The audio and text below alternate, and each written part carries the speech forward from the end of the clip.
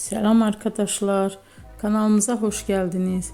Bugün yine sizler için sevilen oyuncularımız Can Yaman ve Demet Özdemir'den güzel sempatik fotolar hazırladık.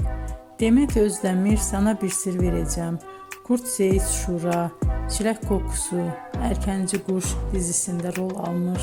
Herkes tarafından çok beğenilmişti. Biz de sizler için onların sempatik videolarını hazırladık.